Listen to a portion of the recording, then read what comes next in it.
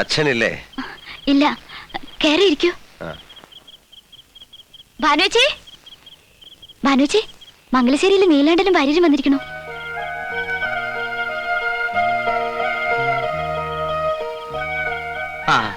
അച്ഛൻ എപ്പോ വരും കുട്ടി? എത്താറാവുന്നതേ ഉള്ളൂ. കുടിക്കാൻ എന്താ? ചായ വേണം. അത് അനിയത്തിയോട് എടുക്കാൻ പറയാ. എന്നിട്ട് താൻ അവിടെ നിൽക്ക. വന്നത് മാഷിനെ കാണാനല്ല, ഇയാളെ കാണാനാ. ആ മൂപ്പരുണ്ടല്ലോ, ഡൽഹിയിലുള്ള പണിക്കർ. അദ്ദേഹത്തെ കുറിച്ച് വായിച്ചറിഞ്ഞിട്ടുണ്ട്. നമ്മുടെ രവിശങ്കറിന്റെ ഏട്ടൻ ഉദയശങ്കറിന്റെ ബാലെ ട്രൂപ്പിലൊക്കെ വർക്ക് ചെയ്ത ആളല്ലേ? അതെ. ആ, അപ്പോ തെറ്റിയിട്ടില്ലേ? ഒന്ന് ശരിക്ക് സൽക്കരിക്കണം എന്നൊക്കെ ഉണ്ടായിരുന്നു. നമ്മുടെ വീട്ടിലൊക്കെ വന്ന് കയറുക എന്ന് പറഞ്ഞാൽ ഇതൊരു സംഭവമല്ലേ. പക്ഷെ എന്താ ചെയ്യാ, വന്ന് കയറി മുഖത്തടിച്ച പോലെ എന്നെ കുറെ ശകാരിച്ചിട്ടങ്ങ് പോയി. ഇയാള് വളരെ ബ്രൈറ്റ് ഫ്യൂച്ചറുള്ള ആളാണ്, ഏതോ ഹൈറ്റ്സിലൊക്കെ എത്തേണ്ടതാണെന്നൊക്കെ പറഞ്ഞു. ഞാനൊരുത്തം കാരണം അതെല്ലാം ഉപേക്ഷിച്ചു എന്നറിഞ്ഞതിലുള്ള ദേഷ്യമായിരുന്നു മൂപ്പർക്ക്. എന്നോട് തന്നെ വന്ന് കാണണമെന്നും വേണച്ച കാല് പിടിക്കണം എന്നൊക്കെ പറഞ്ഞിരിക്കുക. പരിഹസിക്കരുതെന്ന് പറയുവാരമ്മവ. പരിഹസിക്കാനാണെങ്കിൽ ഈ രാത്രി ഞാൻ ഇത്രയും ദൂരം വരുമായിരുന്നോ? കാര്യമായിട്ട് തന്നെ. ആ ചിലങ്ക കെട്ടിക്കൂടെ? കേട്ടോ, പക്ഷേ നിങ്ങളുടെ മരണത്തിന് ശേഷമേ അതുണ്ടാവൂ. എന്നും എവിടെയും തോൽക്കാൻ എനിക്കിത്തിരി പ്രയാസമുണ്ട്. ഈ കാര്യത്തിലെങ്കിലും ആർക്കും നഷ്ടമില്ലാതെ ജയിച്ചോട്ടെ ഞാൻ.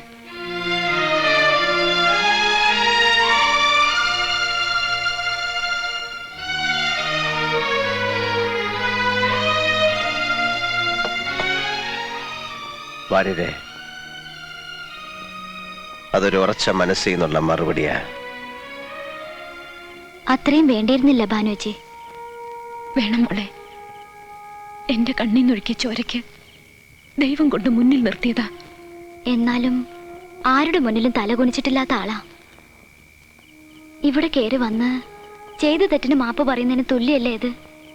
അപ്പൊ പിന്നെ ചേച്ചി ഒന്ന് താഴ്ന്നു കൊടുക്കായിരുന്നു. ഒന്ന് നോവിക്കണമെന്നേ ഉണ്ടായിരുന്നുള്ളൂ. അത് കൂടിപ്പോയെങ്കിൽ ഞാൻ ക്ഷമ പറയാം. അത് വേണം. അഹങ്കാരി എന്നൊരു പേര് എന്റെ ചേച്ചിക്കുണ്ടാവരുത്.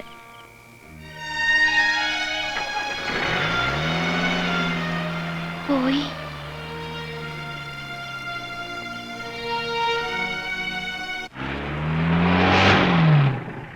മിടുക്കിയ അല്ലേ വാര്യരെ?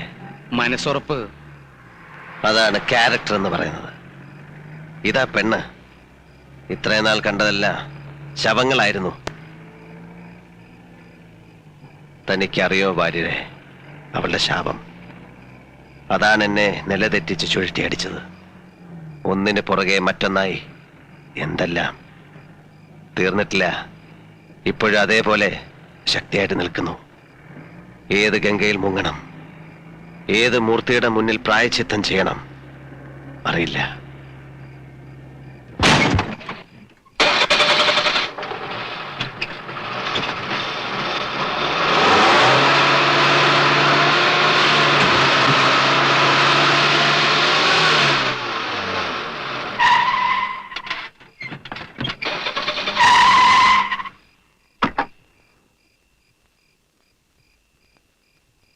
രഥം താണല്ലോടോ, ഒന്നിറങ്ങി കൈവയ്ക്ക്.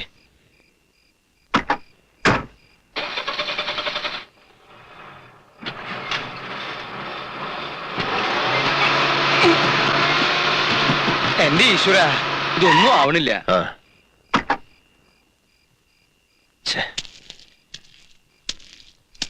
ആരാത്?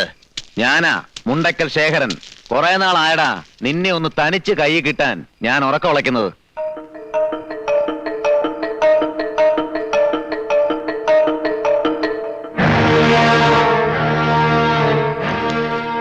വാര്യരെ, ജീപ്പിൽ കയറിയിരുന്നുള്ളൂ.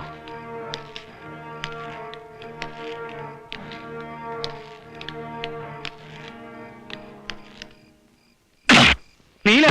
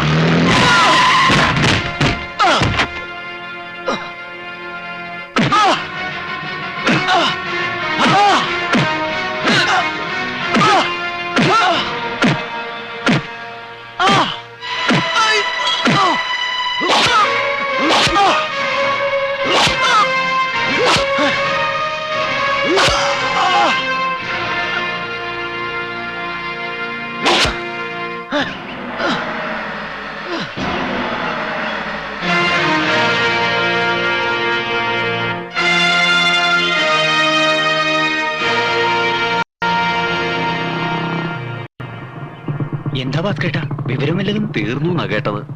ഞാൻ മരണ വഴിക്ക് നമ്മളെ ചന്ദ്രൻ നായരെ കണ്ടിരുന്നു. മൂപ്പര് പറഞ്ഞ അറിവാ. തീരാണ്ട് നിൽക്കൂ, വെട്ടി കീറി കളഞ്ഞില്ലേ? 18 വെട്ടാ. സത്യാണോ മോളെ? കൊളക്കടവിൽ എല്ലാവരും പറയണോ ഇന്നലെ ഇവിടുന്ന് ഇറങ്ങി പോയ വഴിക്കാ? എന്റെ ഈശ്വര, അപ്പൊ തോന്നിയൊരിതില് ഞാൻ എന്താ പറഞ്ഞത്? അറം പറ്റിയ വാക്കായി പോയല്ലേ ചേച്ചി? ഞാൻ അങ്ങനെയൊന്നും സംഭവിക്കുന്നു കരുതി പറഞ്ഞതല്ലോ. എന്നാലും ചേച്ചിയുടെ നാക്കേറ്റ പോലെ ആയിപ്പോയി. മോളെ അനു, അച്ഛൻ അറിഞ്ഞോ? കേട്ടു. അവനോൻ ചെയ്യണേന്റെ ഫലം ആരായാലും അനുഭവിച്ചേ പറ്റൂ. ഇല്ലേ അച്യുതാ? പിന്നല്ലാതെ ആ. ഈ ബോംബെയിലേക്കുള്ള ദാതാന്മാരുടെ കാര്യം തന്നെ എടുത്താ തന്നെക്കാൾ പോകുന്നിടത്തും രംഗത്തെത്തുന്ന ദിവസം പഴയ ആള് തീർന്നു. ഏതു മരവും ഒരു ദിവസം വീണല്ലേ പറ്റൂ. ചെയ്തു കൂട്ടിയ ദുഷ്ടതയ്ക്ക് കിട്ടി എന്ന് കൂട്ടിയാ മതി. ഞാനിന്ന് പോവാ. വിഷമിക്കണ്ട, അടുത്ത ആഴ്ച വരും. എന്താ കൊണ്ടുവരണമെന്ന് വെച്ചാ പറയാ. മടിക്കണ്ട. പട്ടുസാരിയോ സെന്റോ എന്താണെന്ന് വെച്ചാ.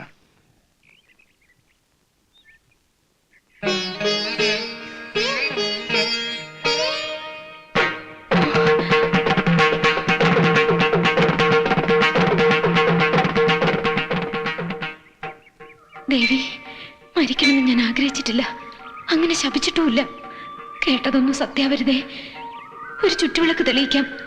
ജീവൻ കൊടുക്കണേ എന്റെ ഭഗവതി, ഇല്ലെങ്കിൽ ഈ ജന്മം എനിക്ക് സ്വസ്ഥത കിട്ടില്ല. ജീവൻ പോയിന്നും ഇല്ലാന്ന് 2 വർത്താനമുണ്ട്. ഏഴിലക്കരക്കാരുടെ നാക്കല്ലേ, ചത്തല്ലെങ്കിലും പറഞ്ഞു കൊല്ലും. നിങ്ങളൊന്നും മിണ്ടാണ്ടിരിക്കെ. മെഡിക്കൽ കോളേജിൽ പോയി കണ്ടുവന്ന അടിയോടിയാ പറഞ്ഞത്. ജീവനുണ്ട് മാത്രമല്ല, പരിക്കൊന്നും അത്ര സാരമുള്ളതും അല്ല. അത് അങ്ങനെ ചാവുന്നത് അടിയൊന്നും അല്ല. തലയർത്തിട്ടാ കൂടും. അതാ എനം.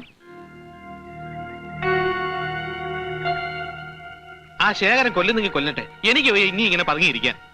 അയാൾ പണം വാരി വിതറിക്കുക. പോലീസ് കേസ് രജിസ്റ്റർ ചെയ്തിട്ടുണ്ട്, പക്ഷെ സാക്ഷികളില്ലത്രേ. ഇനി ശേഖരന്റെ കാലമായിരിക്കും വരാൻ പോകുന്നത്. ചിലപ്പോ ഈ കേസിൽ നമ്മൾ അകത്തായിക്കൂടാന്നില്ല.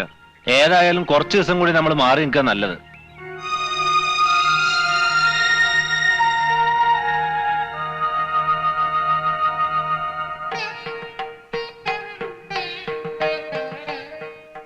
അയാളുടെ പേര് കേട്ടാ കടിച്ചു കീറാൻ വരുന്ന ഭാനുവേച്ചിയാ ഇപ്പൊ ഇങ്ങനെ മാറിയത്.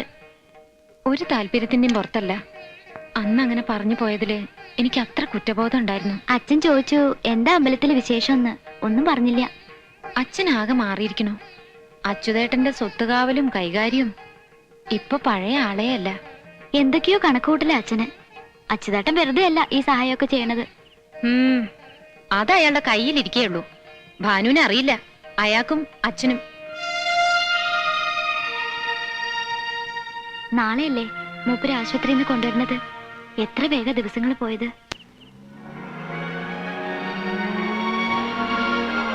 മംഗലശ്ശേരിക്കാ വന്നു അല്ലേ? ഇനി ശേഖരന് പോവാ, ആസ്പത്രിയിലേക്കല്ല. നീലകണ്ഠൻ ഒരു സാവകാശമില്ലാത്ത ആളാ. ഇന്ന് തന്നെ വല്ലതും നടക്കും.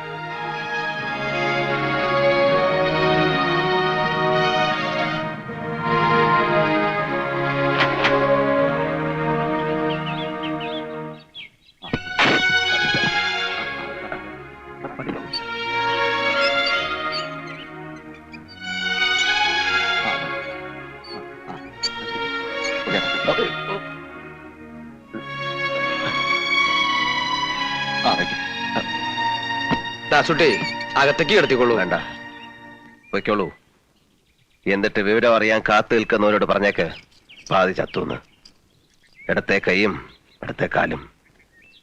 അത് കണ്ട് ചിരിക്കാൻ താല്പര്യമുള്ളവർക്ക് ഇവിടെ വരാം.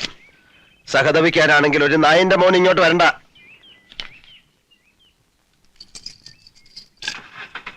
വരേ. പടിഞ്ഞാറ്റ മുറിയില് കുപ്പി ഉണ്ടാവും, ഒന്നിങ്ങെടുക്കൂ. ഇത്തിരി വെള്ളവും. പടിഞ്ഞാറ്റയിൽ നിന്നല്ല, ഈ വീട്ടിൽ എവിടെയും കുപ്പിയില്ല. ഇനി ഈ തൊടിയിൽ കള്ള് കയറ്റുന്ന കാര്യം പറയണ്ട, അത് നടക്കില്ല. ആഹാ, ഒറ്റ ചവിട്ടേ വെച്ചേരും. ചവിട്ടാലോ?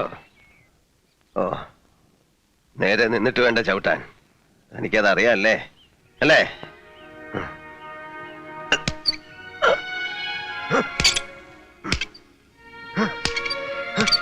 നീല, എന്നോട് ദേഷ്യം തോന്നിയാലും സാരില്ല. വൈദ്യർക്കൊരു വാക്ക് കൊടുത്തിട്ടുണ്ട്. നേരാമണ്ണം പത്യം നോക്കിയാൽ ചികിത്സ കൊണ്ട് ഗുണമുണ്ടാവും. എഴുന്നേറ്റ് നടത്തുന്ന വൈദ്യര് പറഞ്ഞിരിക്കുന്നത്.